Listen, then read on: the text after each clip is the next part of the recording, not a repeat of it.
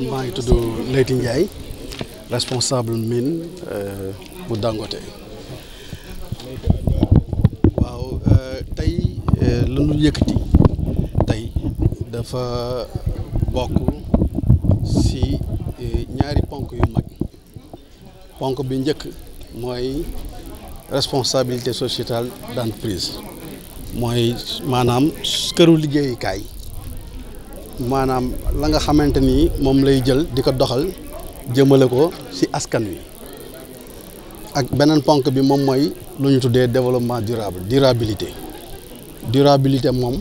mooy ci sa doxalin ci sa liggéey nga di këru liggéeyukaay walla loo mënti doon nga xalaat ci jumtukaay yi nga xam ne moom ngay jëfandikoo nga xalaat ci ñi nga xamante ni ñooy ñëw ëllëg gone yi ñëw ëllëg nga sóoraale leen ba nga xamante ni lépp loo siy doxal du doon loo xam da nga koy yàq mu jeex ba bu ñu ñëwee di am ay jafe-jafe.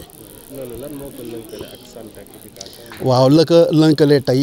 boo gisee ñu choisir ci doxalin bi santé ak éducation mooy benn dañu nekk ci jamono joo xamante ni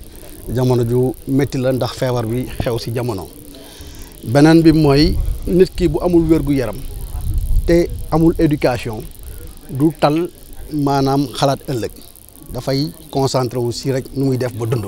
te na muy def ba dund mën naa bañ a maanaam respecté la nga xamante ni moom mooy sàmm ëllëgam loolu moo tax ñu concentré wu ci wér-gu-yaram ñëw indi fii jàppale donc dispensaires yeeg mairie yi ay matériel pour xeex feebar bi ba pare indal leen tamit ay matériel yoo xamante ni ay kaye la dañ koy jëfandikoo ci école bi pour yombal ouverture bi nga xamante ni bu ñuy jàng risque yi nga xamante ni moo am ci dajaloo bi loolu yëpp ñu mën koo xeex. tey boo xoolee ñu ngi Kër Moussa mais soo ma mayee tuuti ndax bu ñu waxee développement durable kàddu gi ci maanaam nasaraan mën nañoo bañ a xam fu mu sukkandikoo ak lan mooy tax mu leer mais wax nañ léegi ne dañuy xalaat ëllëg génération future yi waaye xalaat googu dafay sukkandiku ci ay ponk gi gën a am solo mooy doxalin bu ñuy wax doxalin mooy bépp loo xam texte la buy encadré da ngay liggéeyee bi ci topp di maanaam liggéey bi ci boppam opération bi na nga koy doxalee bi ci topp di koom-koom maanaam xaalis bi naka nga koy utiliser bi ci kopp nag di koppar mooy yow la ngay jot beneen bi am solo nga xamante ni dana ñëw ci suba mooy gàncax naka la ñuy def ba dundalaat gàncax gi yëpp beneen bi di culture di askan ak nekkin donc ponk yooyu yëpp bu ñuy liggéey dañuy xool naka la ñuy garder équilibre ba nga xamante ni dara du ci yàqu mën a sàmmaale ndox bi ñuy liggéeyee ba ëllëg génération yi ñëw mën koo jëfandikoo sans problème programme bi tey bu ngeen xoolee dem nañ Kër Moussa daje ak autorité Kër Moussa yi vraiment def fa ay lot symbolique lu ñu distribuer ñëw fii Pout bu subaa incha allah danañ dem Morolan tamit def fa comme li ñu def tey ngoon gi danañ invité soxna yi nga xamante ni ay njiit lañ ci seeni localité ñu ñëw waxtaan ñu former leen ci mesures barrières yi bu ñu demee nekk ay vecteurs de sensibilisation ñi nekkal ñu jàngal leen naka la ñuy doxalee ci jamono ju jafe ji gannaaw suba nag danañ xëy dem dëkk bu ñuy wax Ngomeen nga xam ne dañ faa def projet bu am solo boo xamante ni jëmbat ay garab la waaye garab yañ fay jëmbat dañ koo càmbar tànn garab yoo xamante ni la ñuy jëriñ mooy baare poussière bi nga xam ne bu demee ci population yi xëy na mën na leen lor loolu tamit dafa nekk benn démarche boo xamante ni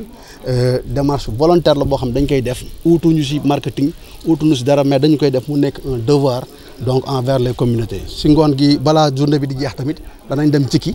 tamit séddale fa comme ni ñu séddalee loowu matériel yi nit ñi ci àndal ay volontaire lañ soo déggee ñu naan volontaire mooy ñi ñu ci àndal ñëpp di suñu ay collègues ci seen coobare bopp la ñu ñëwee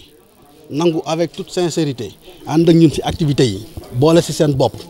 su ko defee ñoom tamit ñu participer ci moo waral tamit réussite bi am nii loolu moom mooy démarche volontaire ku ci nekk da nga ñëw sa coobare bopp ñëw jàpp ci ñëw góorgóorlu donc moo tax situation bi aussi c'est. Je m'appelle Waly Diouf, le directeur des ressources humaines de Dangote. Alors, pour faire un peu la synthèse, le récapitulatif de la journée, donc le développement durable, la définition simple, c'est de produire c'est-à-dire de vaquer à ses occupations, donc de répondre à ses besoins, tout en ne compromettant pas le besoin des générations futures. C'est une définition assez simple et assez compréhensible. Donc nous devons, tout en exerçant notre activité, en faisant notre business, on l'appelle comme ça, veiller à ce que nous ne compromettons pas l'avenir de nos générations futures. C'est dans cette politique que Dangote s'est engagé, de façon à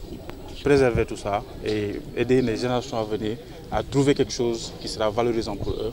de la même façon que du point de vue éducation, santé, environnement également. Alors, quand nous parlons d'éducation, quand nous parlons de développement durable, nous parlons d'éducation, parce que c'est une formation pour l'avenir, c'est eux qui seront les dirigeants plus tard. Donc notre action aujourd'hui, c'est focalisée sur l'accompagnement pour la rentrée des classes qui approche bientôt. Donc nous avons donné des livres, des cahiers plutôt, des masques. Nous sommes dans un contexte assez particulier, donc il ne faudrait pas que la rentrée soit aussi synonyme de nouvelle vague ou de lancement de cette pandémie. Donc nous distribuons des masques, également des gels, des produits phytosanitaires. Du côté de la santé, donc parlant de santé, nous avons visité le district, nous sommes au niveau du district de Pout aujourd'hui, et aussi pour les accompagner avec ces produits-là, les mêmes types de produits. Donc sur ces points-là, cet accompagnement rime avec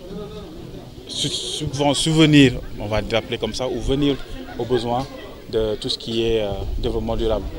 Donc ça, c'est du point de vue de la santé. Du point de vue de l'environnement, c'est au niveau de la production ça se fait. Parce que notre processus de fabrication répond aux normes et respecte les exigences en termes de préservation de l'environnement.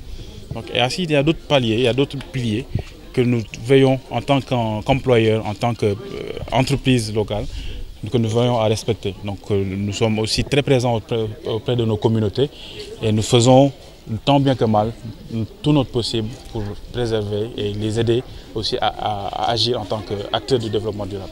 Le programme va durer 4 jours. Donc aujourd'hui nous avons fait un peu, on a accéléré, nous avons fait une grande partie du programme.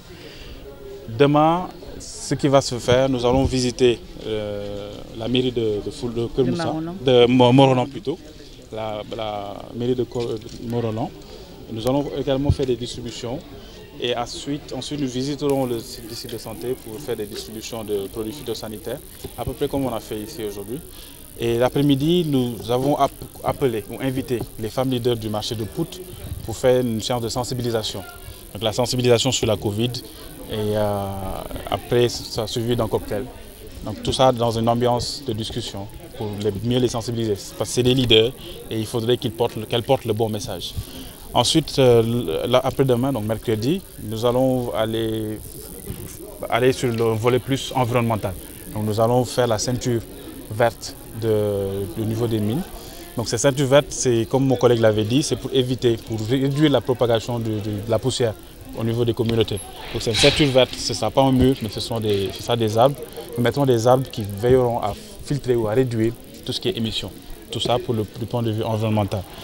Enfin, jeudi, donc, nous aurons les proviseurs et les étudiants, quelques étudiants, donc pour les élèves plutôt, pour la cérémonie de l'excellence. Parce que Dangote s'engage à donner des bourses aux meilleurs bacheliers des 4 communes, donc, notamment Keur Moussa, Pout, Morolan et Diass. Donc